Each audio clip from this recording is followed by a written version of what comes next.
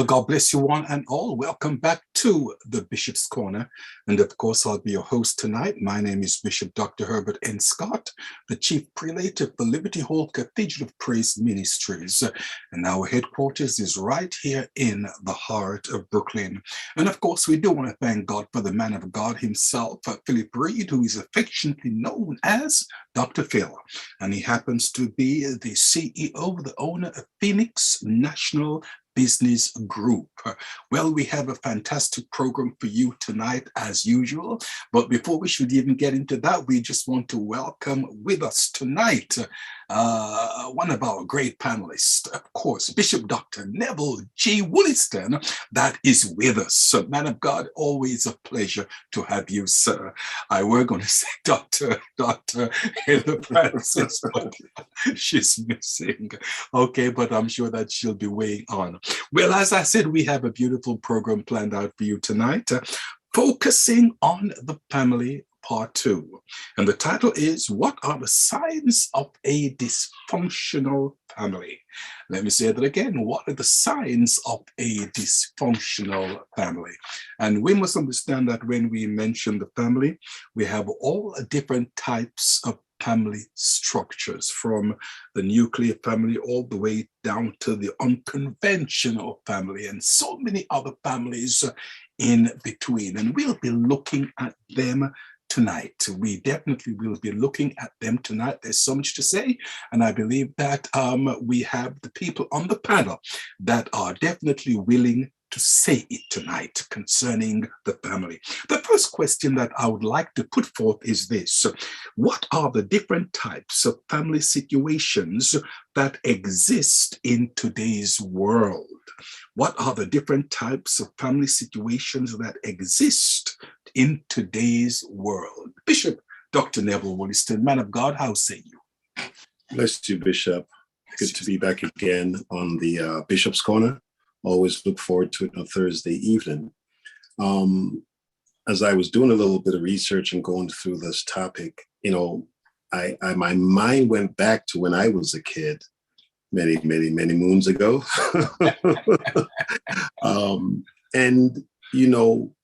There are only one, or maybe I should say 2 types of family that we knew of back in our day, and that would be the traditional mom and pop, mom and dad family, or you might have what is commonly known as the common law marriage or family, where 2 individuals might live together, have children, and not married, but that they're a family unit. So 60s, 70s, that's the era I was raised in, and that was pretty much what a family was, at least what we knew a family was. Well, fast forward, here we are, 2021, 2020. We're here at this junction, and of course, there is a plethora and numerous definitions or distinctions of families now, in our day and time. And for what it's worth, it's not going anywhere, Bishop.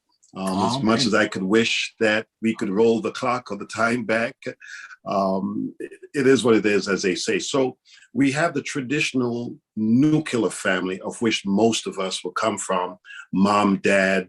Nuclear family, or the traditional family, consists of 2 parents, married, as I said, or unmarried, and of course raising their children or having 1 or more children, biological or adopted.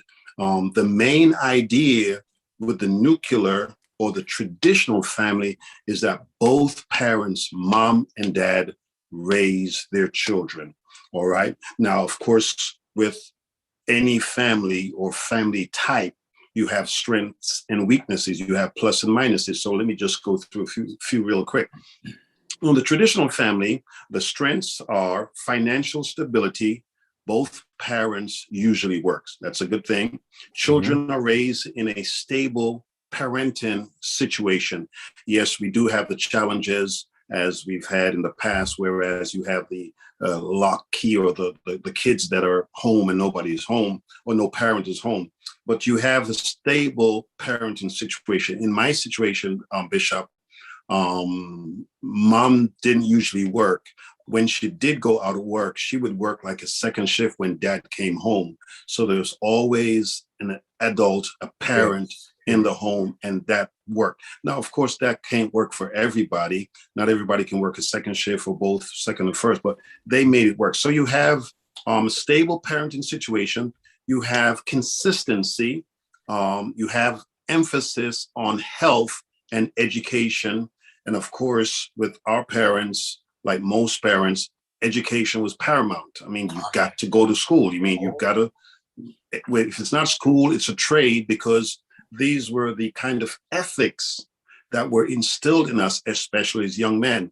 Not everybody was college material. So whether it's a trade, mechanical or electrical or mason or carpentry, that was instilled. So that was a positive or a plus for a nuclear family. And of course, we had the focus on communication.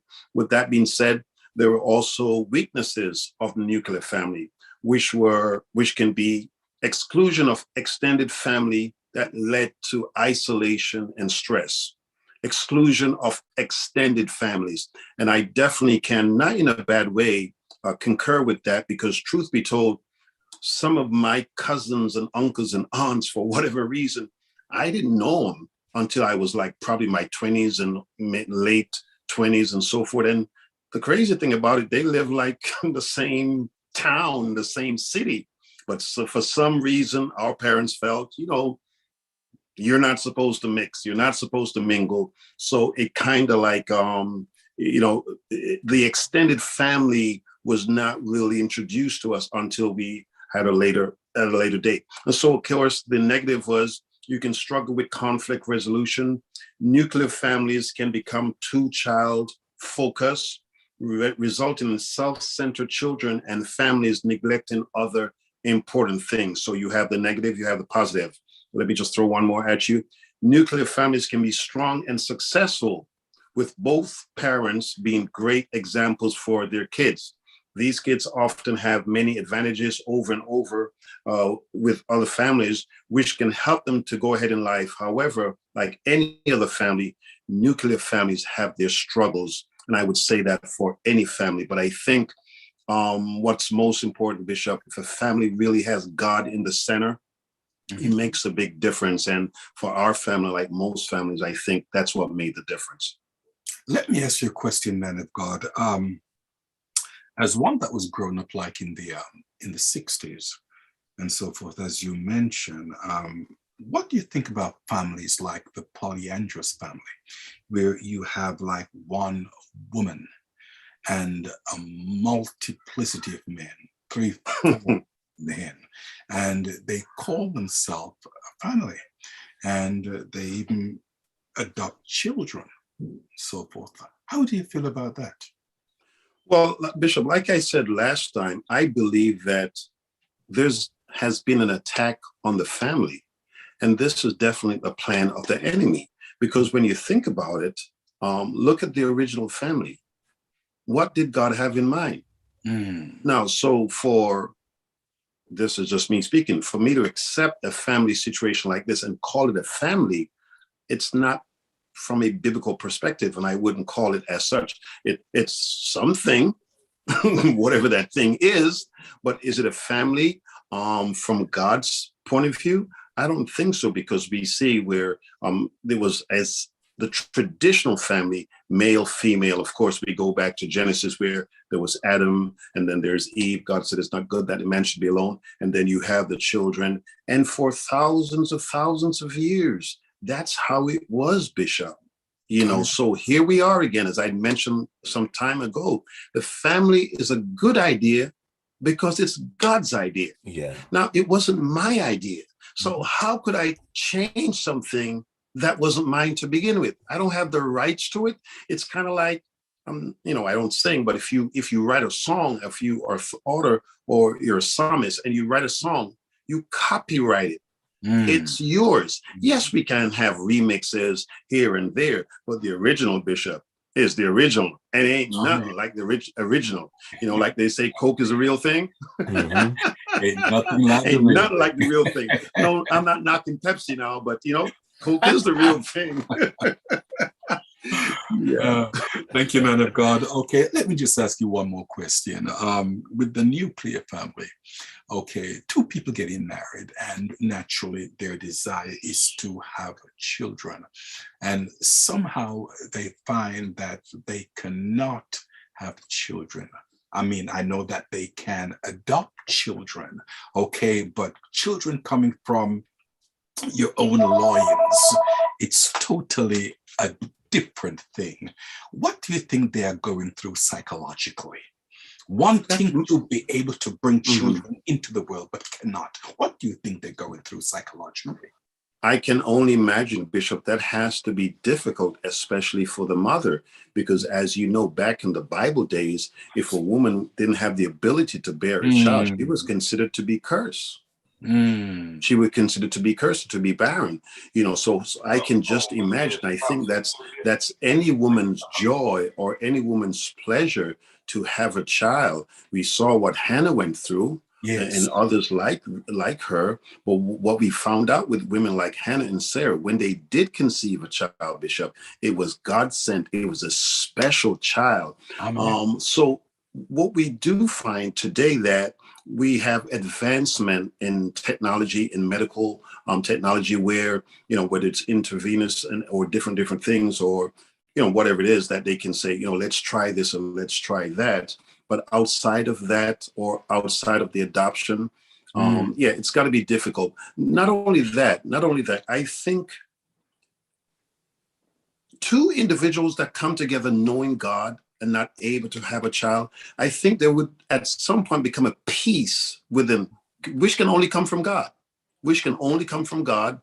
Yeah, I know we sign up for the better and for the worse and the rich of the poor, but really, yeah. who wants the latter, Bishop? Who wants the latter? Nobody wants the poor. Nobody wants the worse. Nobody wants the sickness. We all want the health, but it does happen. It does It happen. does happen. And we don't know the mind of God. We don't know why God does what he does, but we Mm, just have to accept what God allows. So, as difficult as it was, it could be. And then I always go back to scripture, because I believe the Bible, is a yeah. book of patterns and principles. It's a Mm, book of Yes. patterns, and it's Yes. a book of principles, and yes. everything that's there for our learning, and just to help us through this thing called life. Because, Bishop, as you know, this thing called life can be challenging, can be difficult. This thing called life, you Mm, know what I'm talking about. You've amen. been living it for so many years. I won't say how many. I would not ever do it. Thank you, man of God. You answered that very well indeed. Thank you very much for your wisdom. We want to thank God for Dr. Phil that's with us, and he happens to be the producer of the Bishop's Corner. Man of God, certainly great to have Amen. you on board, sir, with that beautiful smile that you always come with. The question, Dr. Thanks, Phil, is Bishop. this. What are the different types of family situations that exists in today's world? Well, I had the pleasure of being a part of two different types, Bishop. For Mm, instance, when my mother and father, I grew up with them up until a certain age, until my father died. And then my mother had to raise all three children by herself.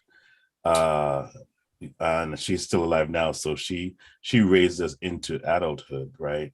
And so when you have that transition from the nuclear family to a single parent home, and your mother has to be both. She's the breadwinner. She has to educate the children. She has to feed them, Discipline. pay the bills, discipline, the Mm-hmm. areas, and some of the areas that my father used to cover. Now she had to fill those shoes. And it's not impossible to do, but it is hard, because there were certain areas that she couldn't talk to me about.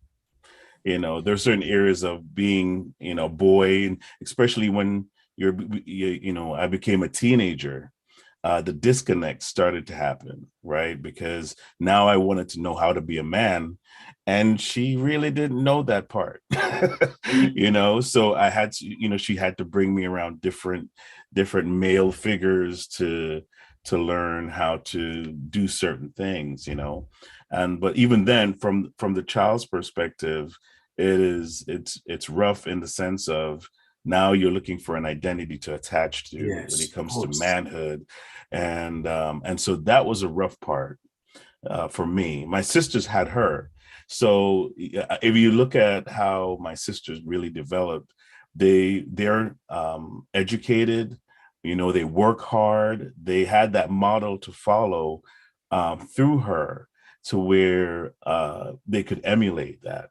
But for me, it was more of a search now, and so I would read books Yeah. on men that I'd want to emulate. I mean, there were people in the church that I would meet that I'd want to emulate. And that's really what helped me as far as the male aspect. But that was just from the outside in, right? So you still have that fantasy of, okay, this is what I see them doing from a distance, but I don't know what a father does. I don't know what, I don't know what men do as a male figure. So that I had to learn by tripping over myself a whole lot. And so I say that to say, well, even though single parenting can be, it is something that is unavoidable at times, for the children, it's even harder because you're going around looking for that fill-in. And sometimes it's not, in my case, I feel I was blessed because I feel like God led the right people into my life to give me something to follow. But there are people that don't have that. They don't get that. They get the drug dealer on the corner of the street. They get the guy that just wants the gang. Yeah, the gang members. So and I knew people in high school. I knew guys in high school that went that route. They didn't have they had a single parent home, and their influencers became the guy at the corner. So, Doc, would you say it was a disadvantage in that respect, or was it a disadvantage in your situation to have a single parent? I believe it leaves an opening. It leaves an opening because it's a natural search. It's a natural search, Bishop. It's a search where you can't avoid searching for identity. And there's a stage where, especially in our preteen years, where we truly seek to find our own pace in this world, our own identity. What do you want to be? Yeah. I mean, the world pushes you to find it as well. Are you going to be a doctor? Are you going to be a lawyer? What you going to do for a living? How are you going to survive? Yes. Right. And all of these things, work ethic, nobody, when you have no model there, it's really hard for you to pick up on something or draw on something that wasn't there. So you have to pull from other people. Yes. And so if you attach yourself to the wrong person, you're attaching yourself to the wrong person. That sets the path for your rest of your life, because your model, now you're just choosing a model. You don't know if it's a right model. You don't know if it's a wrong model. You're just picking something because you have nothing. You have nothing to really draw from. And so I find that that's the lower part of or more negative part of being a single parent, is that you can only cultivate, especially when it comes to a single mom or a single dad, right? A father can only cultivate up to a certain point as well. I've heard of families that have single fathers, and when, like, for instance, the female daughter is having her, time of the month, the first time, the father doesn't know what to do with that. None of us have, no man has really experienced that. So that's an area where she needs her mother, but the father's there and he's just doing the best he can to empathize and to understand. Doc, were your sisters closer to your mom than you were? And if so, did that affect you in any other way? I think that up to a certain age, I think it shifted up to, I was I'm still very close to my mother, but not, there was a certain point where it just shifted to where my sisters kind of like became closer. When it came closer for us to be adults, things change, because now I was looking for a different model. You know, I'm a teenager, I'm a guy, I'm starting to have developed different feelings, and, you know, I'm starting to see girls differently. I'm starting to see connections differently. And I'm, you know, you know, especially start asking yourself, who am I going to be? Who am I going to be as an adult? You know, you can't, the image, the natural image to follow isn't going to be the mom. It's going to be a male image for a man, right? And so that was the case. I feel like it shifted where my sisters drew closer to her, and she was an educator, she was a teacher, Yes. right?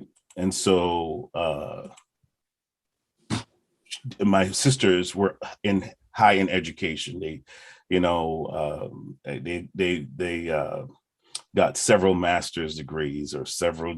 So they in the system, they're big on education. Yes, And yeah, I'm not that big on the schooling aspect of things. So, you know, I felt like that showed where, you know, the ball kind of dropped for me in that area. Right. Gotcha. But I still valued education. It just didn't connect as much as it did with them. But I believe it was there because they had the model. You know, yeah. Okay. And that's important, because one of the things I do know is that being the product of a single family home, my mother lost her husband when I was 5 years of age, but she was a strong woman. Oh, yeah. Dr. Phil, she was strong. She was both man and woman in the house. When she said, do something, Dr. Phil, life or death, you had to do it. So when she said to me, you're going to church, thank God my uncles, you know, they were pastors and so forth, you know, so I had certain models to emulate, you know what I mean? So it was no, do I or do I not? I had to. And so forth. So it worked for me. But my question is this now to you, Dr. Phil, is should same-sex couples be allowed to adopt children and call themselves a family? How do you view that? Same-sex couples adopting children and calling themselves a family. And sometimes you'll see two men, okay, adopting a girl. Remember what you did say a few minutes ago? Right. When the girl reaches a certain age, question, what do you do? And so Bishop, I'm not Dr. Phil, but it's the law right now. It's fortunately or unfortunately, it's the law. But the thing is, I'm asking Dr. Phil, how do you see it? How do you? It is the law. Okay, my seat got hotter. My seat got hotter just by you asking me that question. But here's what I believe. Bishop. I believe because there's been so much dysfunction in homes and instability, and I believe it developed into this because of the dysfunctions that have been in homes. So like as we went through the series of, you know, uncles and fathers, you know, abusing their children, and we heard the story of Eric and how his story went. And now imagine a world where this is prevalent, where this is somebody's way of life, natural way of life. And I don't believe as a church or as a world, we were monitoring it. It was just something that was happening and everybody kept it a secret. You know, we went through this period or this age of don't tell anybody anything, you know, keep everything in the family, even if it was something that was cancerous and damaging to the family. Right. So we ended up having a lot of these isolated incidents where now people feel like my identity is tied to whatever trauma or abuse that I've been going through. Right. What do you do when you don't have a source to go to? You don't have a church that's going to understand my situation, or you don't have parents that are going to believe that uncle so-and-so or auntie so-and-so sexually abused me. So you grow up isolated. And then there's a community that says, we accept you because they have been through the same thing. We want you here.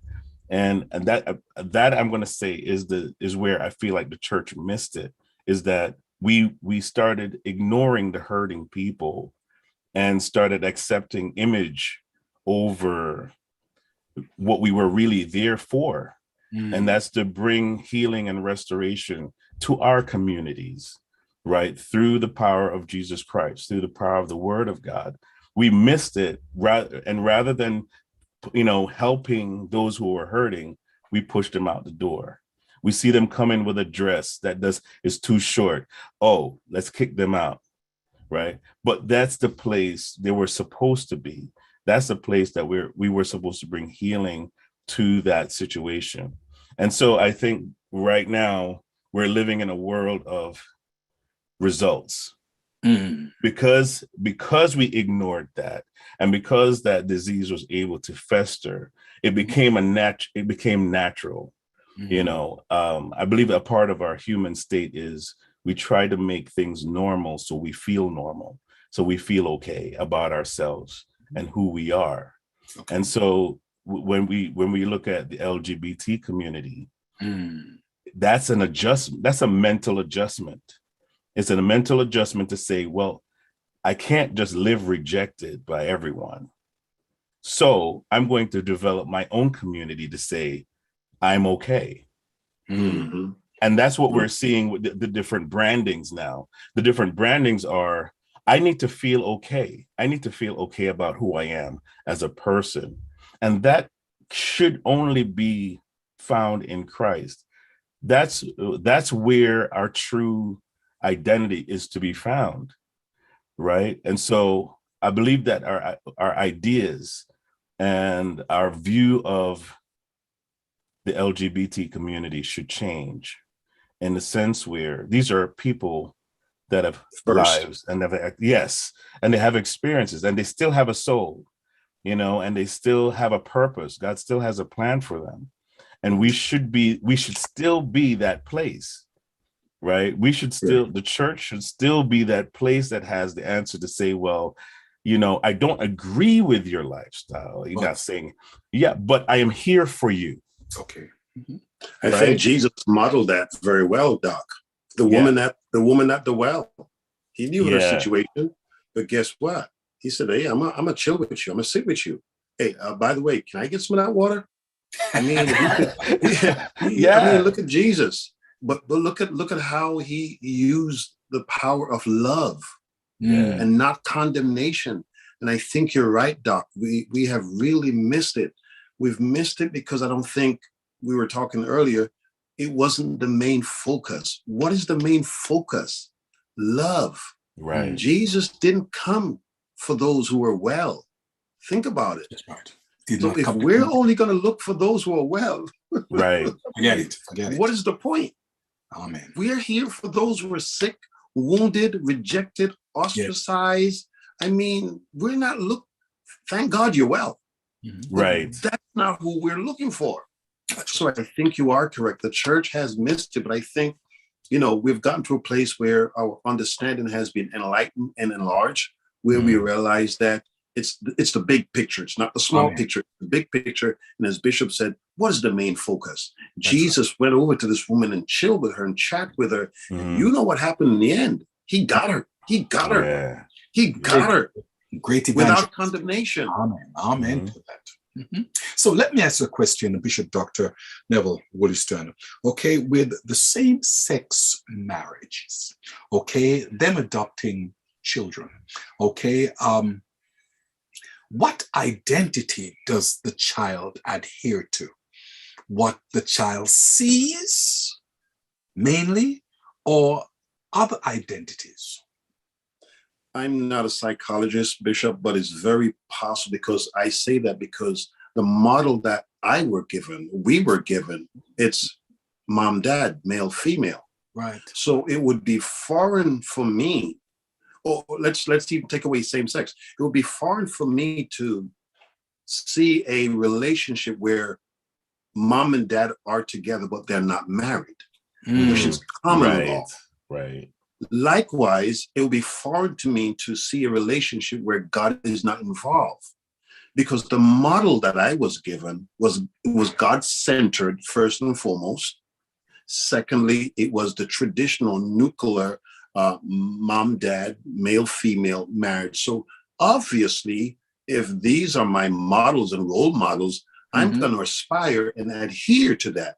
So it is very possible.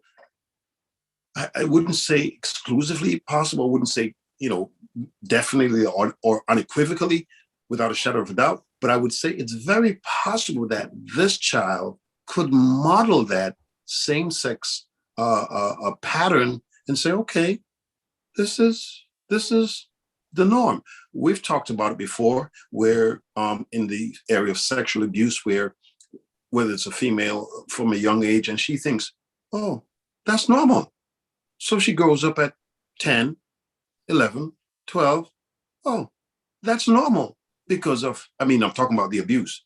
Yes. Or you understand? It's normal. So you grow up in a teenage, and until you get out in the real world or you get enlightened, you realize, oh, that wasn't so normal at all. That was abuse. It's kind of like when we were being abused with the belt.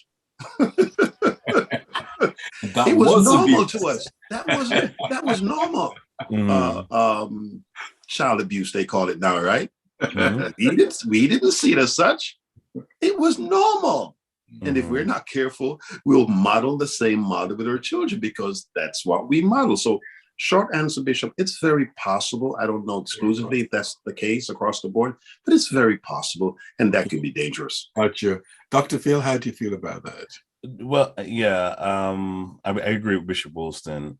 And the thing is that it all depends on what catches. I believe like our heart is like a ground, right? And so it all depends on how and what our heart catches. What it connects with. Yeah. So even though a child might grow up in that environment, I believe that the truth is always dormant in our spirit. Even though as a sinner we're separated from God and our spirit is dead, there's still that identity inside of us that cries out to be connected to God and be connected to truth, right? And so I believe that everyone seeks truth. Everyone seeks to be balanced in truth. They want there is, and the proof of that is that there's no culture that didn't seek a God. Every culture sought a God, and that's or because or a higher power. And so they, so in that evidence, you can see where people are seeking for the truth, right? And I believe it's something that we're born with.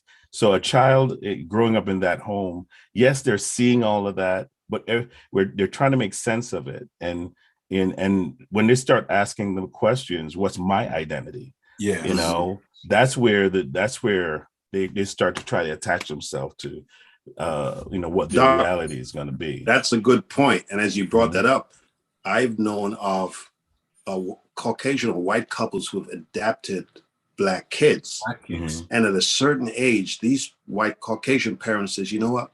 We want to expose this Black child to his culture because we don't share the same culture. Right. And that's being honest, and that's being fair. Because at some point, like a Moses, you're going to realize, hey, I ain't one of them. Well, as you mentioned that. It's going to be incumbent on this parents to say, you know what? Let me have him connect with his own, because sooner or later he will. So I think in the case of a same-sex family parents, I think it would be only fair for the parents to say, you know what? Give him options, if you will. Not say options, but you know what? Expose him to, Dr. Phil says, truth. Expose him to the normal way of life, if you want to call it, whatever terminology you want to use. Yes. You know, not just our lifestyle, whether it's polyany or throuple or whatever. Expose him to something that we consider to be normal and traditional. If you don't want to use the word normal, because that's relative nowadays, traditional. As you mentioned that, it puts me in mind of Pharaoh's daughter in the book of Exodus. She knew that the law was passed, that every Hebrew that was born would be cast into the river Nile. She knew that. But when baby Moses came on down the river Nile, and she asked one of her servants to go fetch that basket. And when she took the cloth up and saw that it was a Hebrew child, instead of killing the baby, no, she had compassion. She had compassion. And she saved the baby's life. Not just that, but she helped to raise that child. So I say this to say that sometimes things don't go according to the norm, how things should go. Right. Okay, because the baby is living with two men who are cohabiting or whatever, and so forth. Should the child take on that particular role? Not necessarily, because you find that even in the Bible, that you've got good kings who had wicked children. You had some wicked kings who had good children. Bishop, yes. in the case of Pharaoh's daughter, she didn't see a Hebrew baby. No, what she saw was a baby. A baby. Wow. What she saw was a baby. And that alone. Others might have seen a Hebrew baby, a black baby, a white baby, a Jewish baby, but what she saw, and that speaks to our the humanness or human condition, the compassion with us. She saw a baby. Amen to that. And that's absolutely. She raised him. And if things had gone the way she wanted it, Moses would have become the Prince of Egypt. Amen to that. Okay, well, listen, I love this. But Bishop Wolliston, there's a question I would like to ask you, sir. And then I'll put that same question to Dr. Phil. Would you live with your parents in the same apartment after you got married, man of God? Would you do that? Love them to death, Bishop, but no. I'm going to tell your father. There are situations where that is probably necessary, where an illness or your caregiver, something like that. But outside of that, I would say no, Bishop, because the fact of the matter is, as a man, particularly, you want to show responsibility. You want to show that you're caring for your family, you're caring for your wife, and you know, for lack of putting it a better way, you're sponging off your old folks, so to speak. And what it does is it builds you up as a man, because guess what? Life is not all about peaches and creams. Amen. You know, you're going to find some difficult roads down ahead where, you know, whether it's paying a rent or a mortgage or a car payment or a layoff from a job. And you've got to find a way to, like, listen, we got to make it work. We can't run back to mom and dad every 2 weeks or every 3 weeks. You know, and that builds you up and strengthens you up as a man to say, you know what, I'm a man, I'm a provider, I'm a protector. I signed up for this thing. Let me be a man and handle it. So probably not, Bishop. Amen. Dr. Phil, how do you feel about that question? Okay, so I'm gonna put it in different categories. Okay, so maybe the younger Phil, irresponsible Phil. The younger Phil might have said, "That's a cool idea. Then I can use my money for whatever I want to use it for, right?"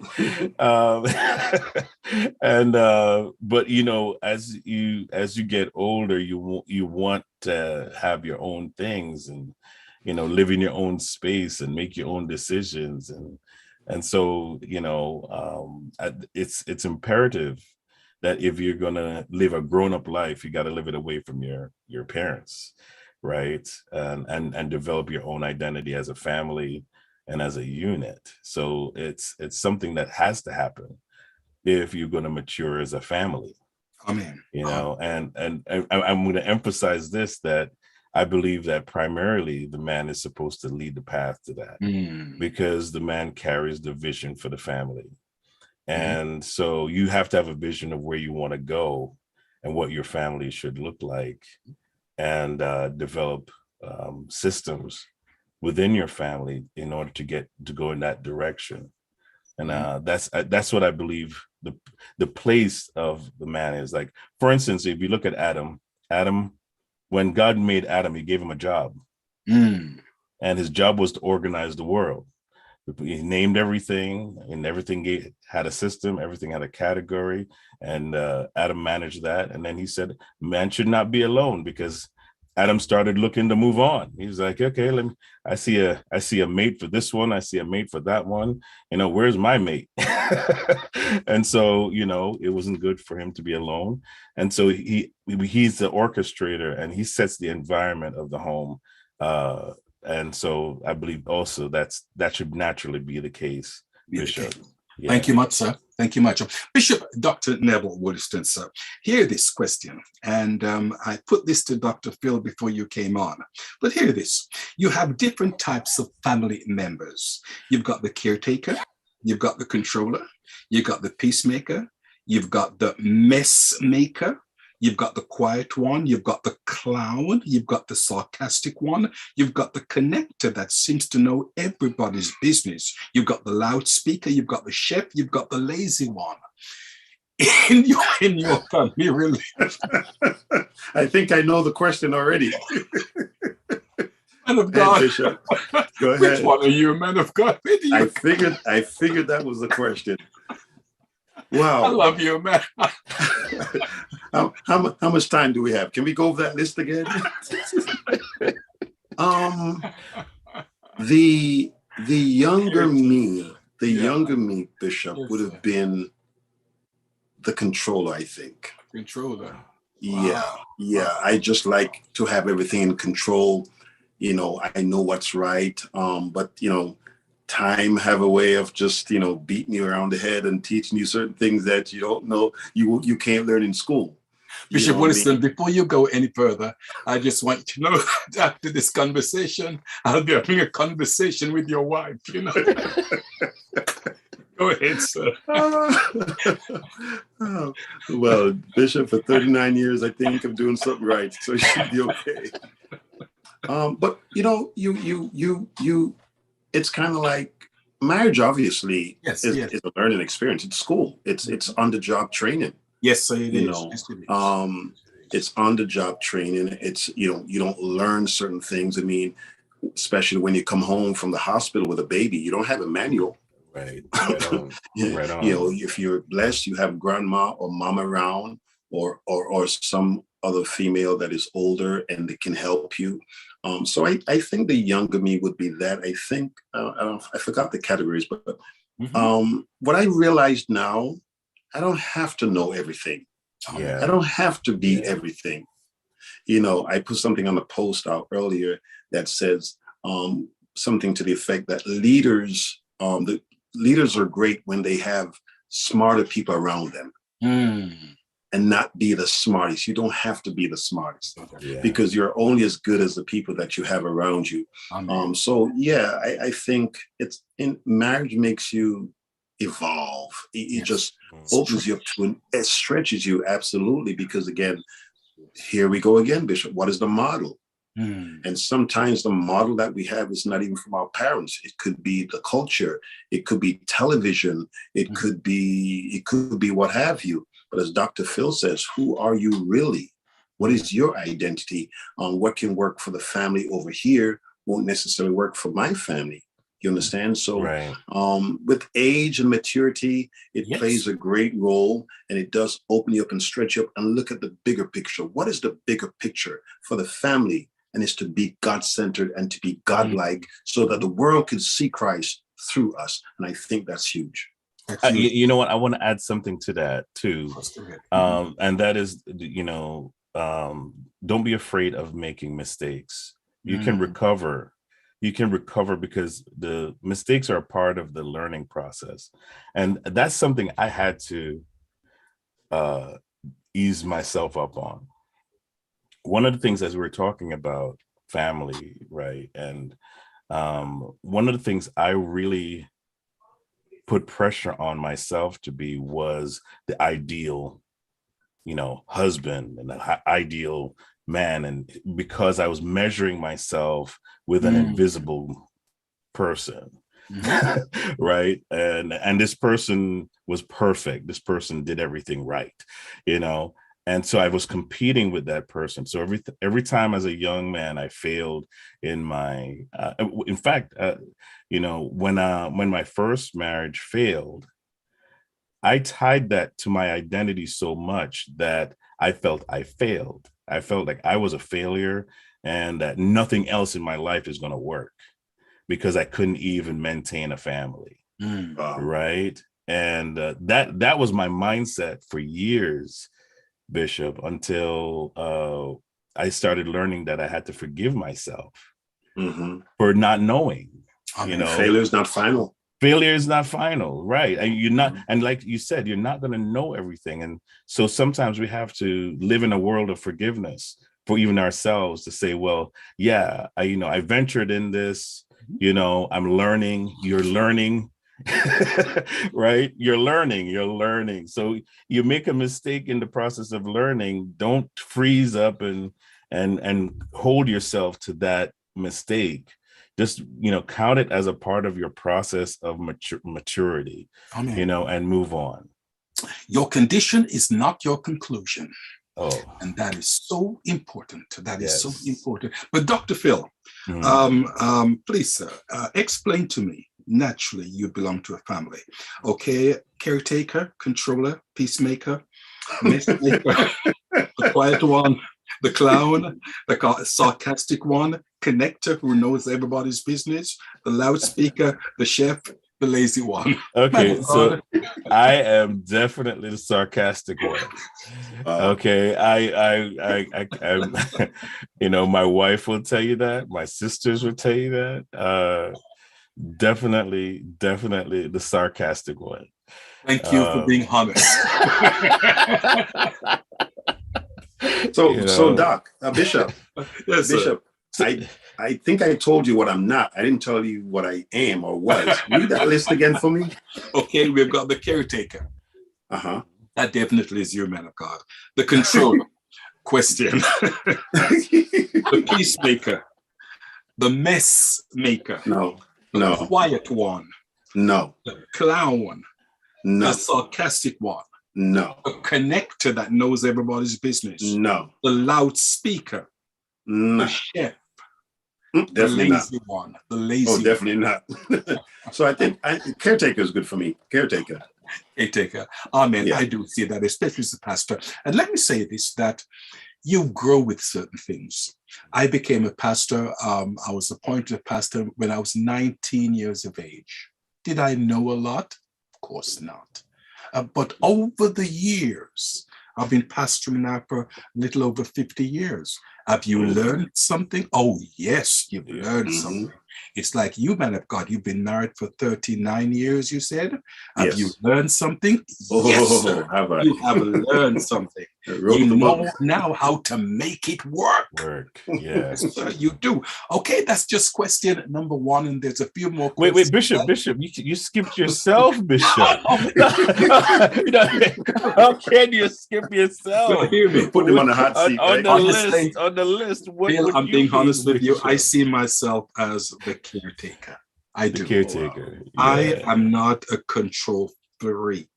No. I see myself also as a peacemaker. Okay. I am not a mess maker. Now, I also see myself as the quiet one. In church, I'm not quiet, but at home, I'm a quiet one. I'll wake up early in the morning and I have like about 3,000 books in my office here. And I'm a reader. I dedicate myself to that because my modus operandi is this, that every day I should learn something new. There are 365 days in a year. And if you can learn something, one fact a day that you did not know the day before, after a year, imagine how much you learned within a year. So I see myself as the quiet one. I also see myself as the clown. as the clown. I can be a clown, as I'm sure. I really shouldn't say that, should I? That is true, and so forth. I see myself as the chef. I do enjoy cooking. I do have a wife that cooks, and she's a beautiful cook, and so forth. I don't see myself as the lazy one. No one can be lazy when you're building a ministry. No, sir. It's true. True that. So I don't see myself as a loudspeaker, but I do see myself as a chef, and that's me, honestly. And the family is made up, as you know, of all different branches. Like yes. Our objective is to bring forth fruit. Amen to that. Amen. Well, we spent roughly an hour on question number 1. Let's get to question number 2. Okay, question is this: what are some of the dysfunctional or toxic habits found in today's family unit? Toxic habit found in today's family unit. Dr. Phil, how say you, sir? I can only think of a few, but one is where in families we have a tendency of branding our children and branding each other, and usually it's in a negative way. Mm-hmm. In the sense where somebody would say, "Man, you're just wasting people's time. You're just a waste of people's time." But imagine there's certain things that if you hear it often enough, it breaks your ability to believe that you can do anything greater than where you are, And so I believe there's certain things that happens in a dysfunctional family that limits their future or their children's future because of the type of things they say or how they say it. Mm-hmm. Johnny is never going to be any good because Johnny is just lazy, right? You said Johnny's just lazy. But Johnny might be going through depression and you're just not paying attention, right? So just the branding, the branding, Bishop, is a big part of that. I think. I think it's the biggest part. It really is the biggest part. I believe also. Now, some people may not think this is a dysfunction, but I personally do. It's where there's no longer a structure for discipline. No boundaries. No boundaries, right? Everything is just acceptable. Mm-hmm. And that, to me, is a dysfunction because you're growing up in a world, like Bishop Scott said, you're in a world where you have principles and you have laws and you have structure, systems that you have to submit yourself to. And when you raise your child to say, yes, develop, nothing wrong with saying develop your own identity, but when it is where they don't listen to nobody, not even the parents in the house, that's not developing an identity. You're developing a rebel. It's the truth. It's the truth because we are people that there's order and there's structure to everything. And when you raise your child to just do what they want to do when they want to do it, or you have a system in your home where you have really no guidelines, and if they feel like eating candy at midnight, breakfast for breakfast, there's no problem. They get into fights and quarrel with everyone. You say, well, no, they just have a strong personality. No, they have an attitude. You're raising a jerk. Okay, so you have to really pay attention to the kind of systems that you're setting up in the home. But those are the two that really stood out to me. Okay, sounds good. Okay, Bishop Dr. Neville Wolliston, man of God, how say you? Yes, Bishop, I totally agree with Dr. Phil. One of my daughters work in an elementary school, and one day she was telling us, she said, "Dad, these kids, I don't think they've ever heard no in their lives before." Like, it's true. Yeah, they have never heard no. So when she's telling them, no, you can't do this, or you can't have that, they're spazzing out because this is the first time in their lives that they're hearing the word no. And so, like Dr. Phil says, it could be the fact that you're trained or raised a rebel because there are boundaries in societies. Why do you think we have stoplights? Why do you think we have pedestrian crossing? Why do we think we have speed limits?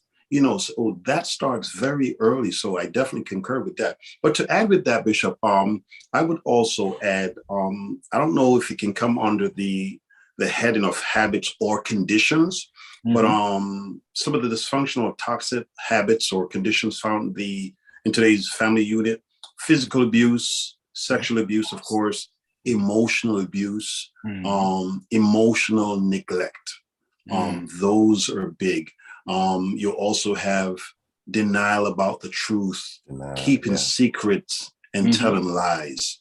You know, it's a step situation or a blended family. Mom knows what's going on, but because she don't want to lose her boyfriend or whatever, so, you know, she turns the blind eye and the secret is kept. That's toxic, because look what you're doing to this child. And I think someone who takes a position like that is selfish and self-centered, and you're doing it at the expense of this child. And I don't think people really realize what they're doing, in the sense that this child's going to be dealing with this thing for life. We had, I forgot who it was, one of the gentlemen that came on that said at 50 or 55 or something, he's just seeking help because he's just able to deal with this at 50 or 55. And you're talking about something that happened from he was a little child.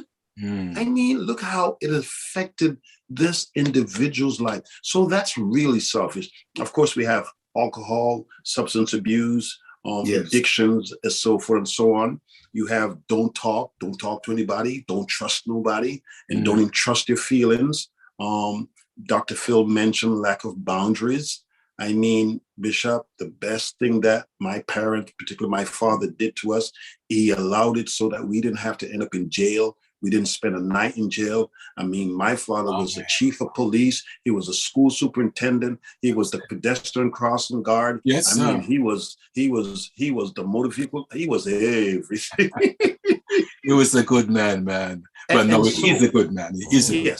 And so, Bishop, you because here's a problem that we have with our generation today. They don't fear nothing or nobody. Bishop, they don't even fear death. When I was 19, 20, I was looking forward to growing up. These kids, if they died, hey, if they died, they died. It seems as if it's a badge of honor. And don't talk about go to jail, because if you go to jail, you're the man. You're the man. I mean, what kind of world are we living in? I mean, you're a hero. You are revered if you spend time. And I'm saying, when I was growing up, you want to stay away from the jail as much as you possibly can. And so you have, you know, some of these issues and situations. But I think one of the biggest ones, Bishop, is denial of spiritual focus. Wow. Denial of spiritual focus. I think most of us, if not all of us, who from that old school, that is something that I think our parents didn't have the best of education to give us, or the best of anything, but they gave us God. Yes, sir. Boy, did they give it to us full speed, full. I mean, it wasn't half God, it wasn't quarter God. They gave us God and then some. So at this stage, I mean, how can we walk away from it? Man, and this is what's missing. I think this is what's missing. You know, it's said that this is one of the most narcissistic generations. Yes. To where people just believe they should get what they want, entitled and entitled to get it without any work or effort.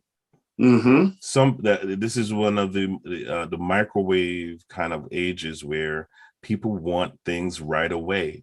If they want to be a millionaire, they're trying to. Do you know how many videos? If you want to have a video get 1 million clicks overnight, show them the 5 steps to being a millionaire, you know, within 30 days. Okay. And you know, I went to a conference this weekend, and one of the gentlemen there, he's a millionaire. And he said he doesn't know any millionaires that hadn't worked hard for their money. that haven't worked hard for the money that they have. Mm. So there is no easy route. But because we're in such a hurry up and Yes. get everything, they fall for all these gimmicks of get rich quick and get me to my $1 million mark within 1 year, short period of time. And that's the kind of mindset that we have now. We want what everybody else has, rather than really just being even just grateful for some of the things that we do have. Then let me ask you a question then in general. Why are families today so dysfunctional? Why is it that we see more dysfunction now than earlier? Why? Is it the time? I think it has a lot to do with the shift and the change in the culture.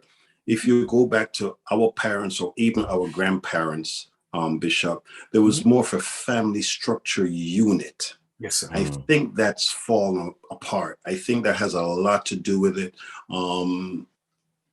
My grandmother, I remember we were raised with her. She never left the house. My father always went to the field. I mean, someone was always at home. My mom only went to work, I think, after my youngest brother left high school or something like that. And so she followed that pattern. Unfortunately, in the culture and time that we live in now, I couldn't follow that pattern because here we are, it takes two, as they say, to tango. Yeah. So it was very, very difficult. But I think that's one of the leading factors where both parents are not really at home as they should, whether one is home and one is not, just to watch over that family structure, that unit, and then set healthy boundaries, not just boundaries, because you can set boundaries and they're not healthy, but to set healthy boundaries. And as I mentioned a little while ago, spirituality, knowing God, teaching about the Bible. Some parents or grandparents didn't go to church back in those days, but you're going. They didn't go. I know many elderly parents who didn't go to church, but trust me, their kids are in Sunday school, and when they come home, Father can't read, but you better tell him what church was about. The golden text. Don't forget the golden text. Absolutely. So the whole idea was, and I say this all the time, Bishop, let's expose our children to the other side of life. There isn't just one side of life. There's a physical and there's a spiritual. Yes, we want them to have good education. We want them to have a good place in society, good schooling, good jobs, what have you. But this is only one side of life. There's another side called the spiritual side. And we are responsible for exposing them to that side of life. The Bible said, train the child in the way that he should go, that when he's old, he'll not depart from it. So I think these things are very important. Very important, sir. Okay, before I should ask Dr. Phil a question, let me ask this question in general. Do you believe that dysfunctional families can heal? Yes. Absolutely. Yes. But it's work, and it's the want to. Yes. If you don't have the want to, it's not going to work. And if you don't want to put in the work, it's not going to work. It's not something that happens automatically, Bishop. And that puts us into this phase of most people aren't even really living their life. They don't make decisions. They go based on instinct or emotions, or emotion, right? However I feel in this moment, I'm going to make major life decisions based on how I feel right now, rather than having a plan and making a commitment to the plan, right? Because it's a system. Whatever system you have, that's what's working in your life, and that's the results you're going to get. So yeah, dysfunction can change. You have to identify it, and you have to say to yourself, I'm willing to do the work to get it out. Amen. Right? Yeah. Bishop, I wonder, that's a very good point, Dr. Phil. I remember, God bless his soul, Dr. Miles Monroe, and I think this is something that should be done by everybody at least. He said that he had a 10-year plan for his life. 10 years. 10 years. Not 5. So both him and his wife and his children, they had a 10-year plan. Now, just imagine if you are planning ahead 10 years, you have something in place that 2029 or 20, if you have that plan and that goal, I'm not saying we will have issues and so forth, but your level of dysfunction or the possibility of dysfunction becomes less, because guess what? We got a goal. As Dr. Phil said, it's not on the moment kind of thing. It's not an emotional kind of thing, whereas you're making a decision on the whim or how you feel or what have you. You know, you didn't plan for Dubai, but now I feel like I'm going to Dubai because my neighbors are going to Dubai. You know, it was 2030, you buying that boat. Well, boy, I saw this boat on sale, honey, we got to have it. But that's not in the plan.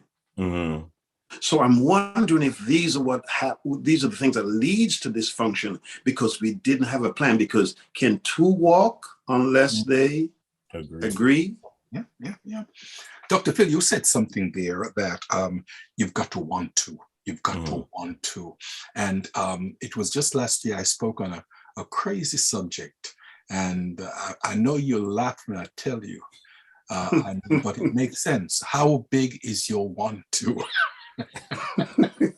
Now, I know it sounds crazy, but the three Hebrew boys and Daniel, they were in, as you know, Babylon.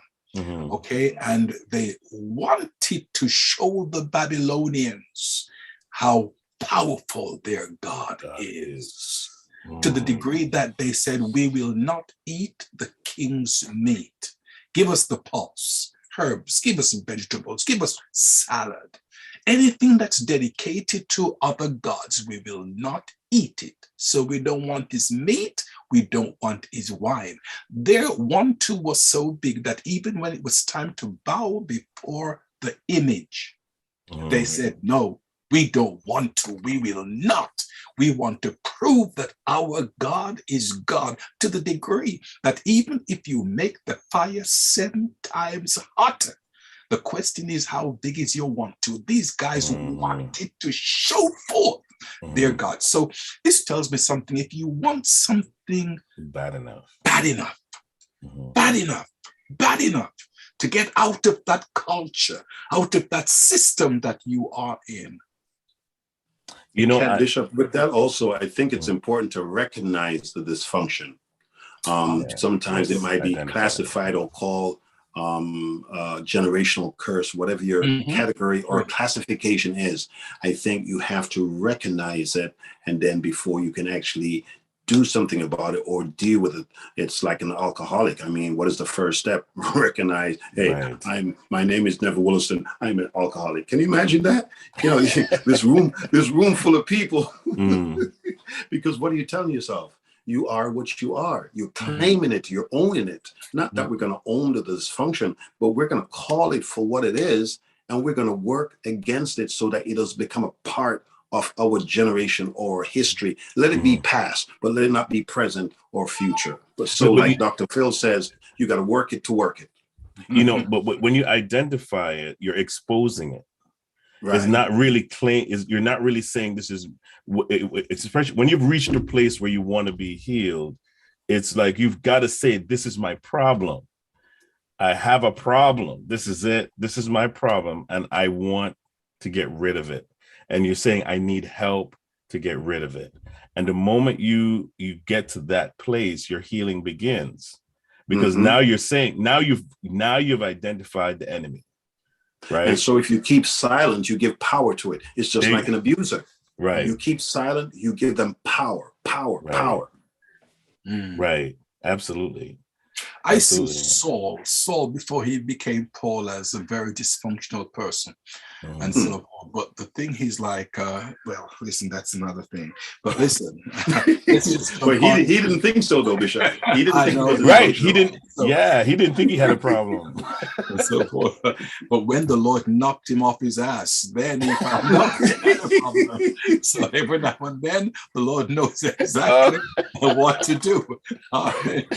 We have approximately 15 minutes left, and I would like to ask the third question. I don't think we'll get to the fourth question, Lucien, because Dr. Phil arranged it this way that we don't get to the fourth question. I blame him for everything. But the third question is this.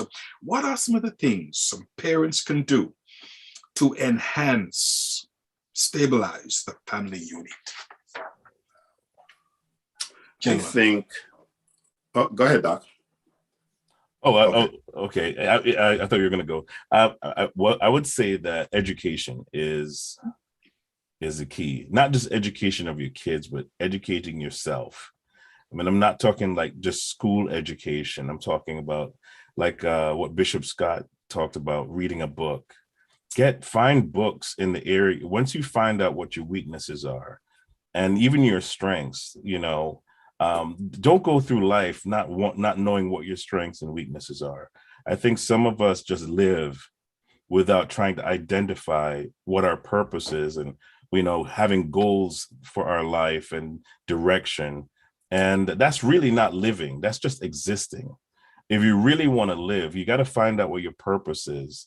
And one of the things that I've concluded in myself is if you haven't really found what you're willing to die for, you haven't lived.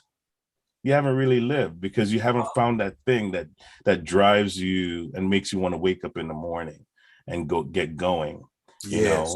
And so I'm encouraging everyone to find that thing that just makes you want to live, and that you're only going to find that by putting yourself out there and, reading, educating yourself, educate your kids, get them involved in things, chess club and, golf, hang out at a golf course. You might see, a couple people there that you can draw from, connect yourself with people who are at a higher level than you. If everyone in your circle is at the same level you are, or lower, or low. Time to leave. Or lower, exactly. But or lower, you're really going to stay in that place, right? Connect yourself with people that think progressively and want to go somewhere and have vision and dreams of where they want to be, and you'll find yourself changing and progressing as well. Mm-hmm. I find that honestly, it's important that the husband and wife, the family themselves, do find time for each other. That definitely is important. Express affirmation, affirm each other, work together, eat together, have fun together, support each other. Be available to each other. Pray together, worship together. These are, I believe, in my estimation, are small things that we can do, as it were, to enhance the family. Bishop Dr. Neville Wolliston, man of God, how say you? Yeah, I totally agree, Bishop. Even going back to what Dr. Phil said, exposing your child to the other world, whether it's the world of sports or theater or what have you. And, we were grown in a traditional home style, and I don't knock it. It kept me out of jail. It was basically homeschool. It was basically homeschool in church. It's like a triangle. I'm not knocking it. Like I said, it kept me out of jail, but it was basically home, school, and church. And now, I get older. Now it's homework and church. I'm a mess. But I think it's important because you never know what abilities that child might have.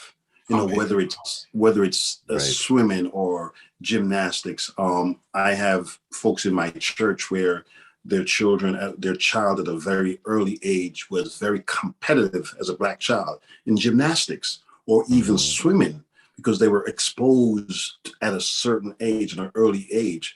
I think sometimes our parents had good, well-meaning. They were well-meaning, but sometimes they were sincere, but sincerely wrong. So they kept us from certain things. I mean, we could have been the next whoever, but affirming each other. I think that's important also. And I think the next thing, not only that, let the children be exposed at an early age to different things, skills, what have you. You never know what interest they may have.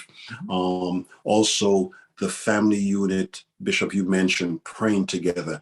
I think that is more powerful than anyone can ever imagine. I can remember to this day, my grandfather, 5 o'clock religiously, Sunday through Sunday, we getting up, it's prayer time. And even when I got married and got older and think I'm a man, when I got back to his house on vacation, you up? No, you up. You up. So it was just like a normal part of their lives. And so again, we talked about boundaries earlier. I think we can do a lot, Bishop, to enhance the family unit. One thing else I want to add, look at models that are working. Not all the models work, and everything won't work in my home that might work for Dr. Phil or whoever. But there's nothing wrong in, well, can you tell us how you do this? And your son is really, I admire. It ain't no shame, because we don't know it all. You may be doing something. Sometimes I hear some of my members say, "Well, we wish our kids were like Bishop Wolliston kids." I said, "No, you don't. No, because it's a price that you want to pay, and if you don't pay that price of discipline, you're going to get what you get." Somebody talked about results earlier. Results matter. Results count. Results say, hey, you put the work in. Now, there are no guarantees now. Let's be clear. There's no guarantee that if you put the work in, your child will become prodigal. But you will feel at peace because, here we go, train the child in the way that he should go, that when he's old. Now, we think when our kids leave home and leave God at 18, 19, 20, they're old. That ain't old. And we talking about, oh, he left God. No. You can't tell a 20-year-old he's old. Old is 70, not even 60. Old is 80. All right. Be careful. Be careful. What you trying to say, Bishop Wolliston? We ain't trying to say anything. But you understand what I'm saying? Oh, yeah. Old is not necessarily 20, 25, 30 when our kids leave God or leave the home. No, when they're old, because memory is a God-given faculty that will never die. Even in hell, the rich man remembered. That's right. He remembered his lifetime. And so if we teach them and train them right, even when they go away from it, they will never forget. Because on a dying bed or when a person is in a situation where he's passing through, memory is one of the last thing that goes. You understand? So yeah, we can do a lot of things to enhance the family unit. And I think sometimes we have to get out of our traditional box. Yes. Yeah. Do something different. Yeah. Let's say swimming, for instance. I was talking to one of my members and she said something to me that was really profound. She says when she goes to the beach or to the swimming pool with her son and her daughter who can swim, you see a lot of our children, what do? They sit on the side of the pool and paddle their feet in the water. They're not getting in. Why? Because they can't swim. They were never taught how to swim. But her children they were taught from a very early age, 3, 4, 5. So when they get to the water now, they're jumping right in. And all the other kids are jumping in. But these, our kind of kids, they just sit on the side of the pool, putting their feet in the water because that's all they can do. Let's expose them to different things. You never know what capabilities and abilities that they have. You never know. By exposing them. I'm into that. I'm sorry, Ben. Go ahead. No, I was just going to add to what Bishop Wolliston said. And that is, let's not limit our children to our limits. Oh, man. Let's expose them to more so that their brains can develop. The brain is a funny thing. I mean, once it attaches itself to something, it will learn how to improve it. It has a way of survival, being able to survive. So let's put our kids in arenas that cause them to think and that cause them to be creative, because you never know what you're going to find when you put them there. Amen. That is so true, Bishop. And as you mentioned that, I know we're close, Dr. Phil. My son, I've mentioned it before, he's into politics. He's now on the board of education in our town. And I'm saying to myself, how did that happen? I mean, I never dreamt that one of my children would become a politician. I mean, I don't even like the word, but you understand. But as you say, why limit them? Don't limit them. Right. That's right. You That's never know. You don't don't limit them, because as long as they have God in them, wherever they are, they can make a difference. And who knows if this is a time for our children to take advantage of what we weren't able to take advantage of and make a difference, not only spiritually, but politically in the world around us. Somebody's got to make these laws. Why not our children who are God-fearing and godly? As you mentioned, politician, the word poly means many. The word tick, blood-sucking politicians. That's just okay. But hear me. On a serious note, I believe that it's important that parents be more effective in enhancing their children.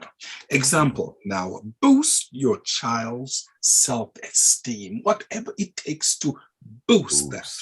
Catch them being good, not just when they're bad. When they're doing something good, boost them, you know what I mean? Give them that tap on the shoulder and so forth. And make time for them. Make time for them. Sometimes the child is doing like engaged in a football game, and parents sometimes don't have time, don't make time for their children. All these things are, I believe, are definitely important. So the question that I would like to ask is this: how can parents be more effective in enhancing their child? Remember that the child really is a reflection of us. So in enhancing that child, it makes us look good. What can we do as parents to make that happen? We have real quick, Bishop. I think balance, schedule and time, balance. Again, the model that we had, not knocking it, but it was more spiritual than physical. But we forgot that we are spiritual beings. We're physical beings along with spiritual beings. So I think balance and just scheduling. So you may have to miss the prayer meeting. That don't mean church won't shut down. And I'm not saying that you should not go to church on Sunday or what have you, but some of these activities that are not on Sundays, make the time. It's not a sin if you miss prayer one night. If you make it a practice now, that's different. You know what I mean? But yeah, just balance and scheduling. Because you're saying to that child, what you're doing is important. What you're doing is important. And that's so important. Amen. Dr. Phil? Yeah, time. The most that you can do is, as you're educating yourself, take the time to impart into your kids.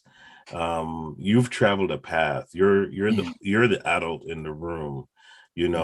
Take some time and impart what you've learned in your time. I know sometimes it seems as if kids aren't listening and not hearing, but as they get older and as they mature, the information that you give them becomes useful. So just keep Wolliston, he's saying things that he heard many years ago, and it's brought back to his recollection. My father, my father, my father, my mother, my mother, my mother. And the same thing with us. You were saying, Dr. Phil, please. That's the truth, Bishop. There's so many things that my mother said to me years ago, and when you're in your teens and when you're in your 20s, you think you know everything. You're at the pinnacle of your game. So your parents have no clue of the knowledge that you have.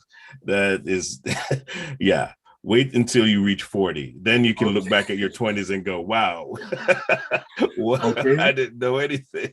We have 60 seconds left. And this hour and a half went so quickly. Honestly, yes. I mean, wow, it just flew by. What should we take away from this conversation? Bishop Dr. Neville Wolliston.